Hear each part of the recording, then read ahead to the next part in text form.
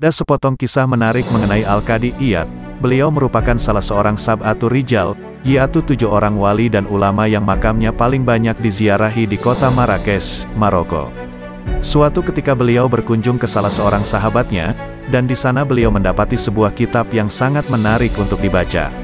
Kitab tersebut merupakan karya sahabatnya yang baru saja selesai ditulis. Lalu Al-Qadi Iyad pun meminta izin, agar kitab tersebut bisa beliau pinjam untuk dibaca di rumah. Dan sahabatnya itu mengizinkan beliau pinjam selama sehari. Kisah selanjutnya, setibanya Al-Qadi Iyad di rumah, beliau gunakan seluruh waktu untuk menuntaskan bacaan kitab tadi karena besok hendak dikembalikan. Nah, karena saking khusyuknya membaca, sampai-sampai beliau tidak sadar bahwa istrinya sedang memanggilnya. Sang istri akhirnya merasa dicuekin, karena sang qadi lebih asyik dengan kitabnya. Merasa kalah pesona dengan kitab, istri Al-Qadi Iyad pun terbakar api cemburu.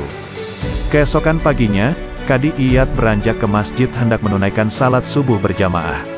Saat beliau pulang ke rumah, beliau dapati istrinya sedang memasak sesuatu di dapur. Namun aroma masakan istrinya pada pagi itu tercium sangat aneh. Beliau tanya, "Sedang masak apa istriku?" Dijawab oleh istrinya, "Lihat saja sendiri, nanti juga engkau akan tahu." Alangkah terkejutnya Al-Qadi Iyad ketika berada di dapur. Aroma masakan yang aneh tadi ternyata berasal kertas yang terbakar.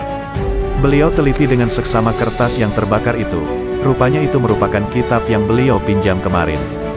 Dan sudah dibakar habis oleh sang istri karena ia merasa diduakan dengan kitab itu.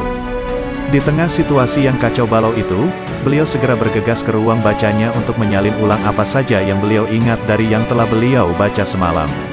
Akhirnya tuntas juga beliau menyalin ulang kitab sahabatnya yang telah dibakar oleh sang istri hanya dengan bermodalkan ingatan. Keesokan harinya beliau berjumpa kembali dengan sahabatnya untuk mengembalikan kitab tadi. Beliau bertanya pada sahabatnya, apakah ada yang kurang? Sahabatnya pun bilang, semua isi pas, tidak ada yang kurang sedikit pun.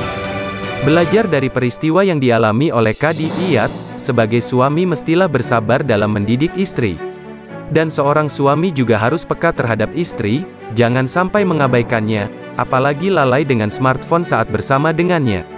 Semoga pembahasan dalam video ini bermanfaat dan menambah wawasan kita. Terus dukung channel ini dengan cara subscribe dan like. Sampai jumpa.